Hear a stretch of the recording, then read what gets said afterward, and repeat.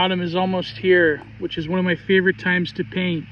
The weather's better, the trees are turning in their beautiful colors, and I have an example right here.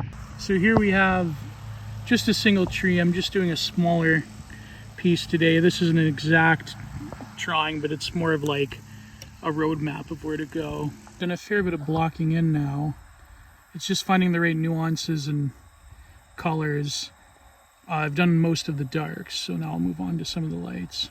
Now I've done a lot of the highlights, but there's a lot of transitionary phases of when to use your brightest brights, when to mute them down, going into the center.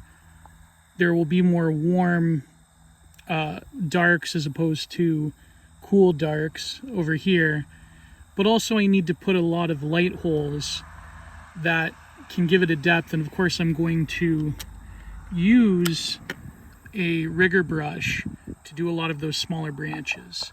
And I think that I've done a lot of work and I've filled in a lot of the smaller details with the sky holes and with the branches.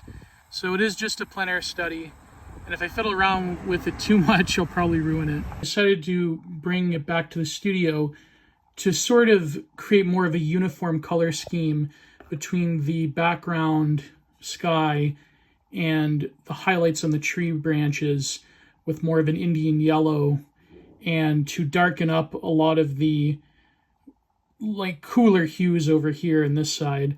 And notice how the closer you get to the branches, there's obviously warmer darks, and here are cooler darks on the other side. And I think that this really cleans everything up. Another thing to note is that when you are painting sky holes, and by the way, painting on top of the branches always looks more realistic, you have to go a shade darker than the surrounding sky because your eye is viewing the sky through the branches, and so naturally darken it up a little bit, or at least a degree darker than the brightness of the sky that surrounds the tree.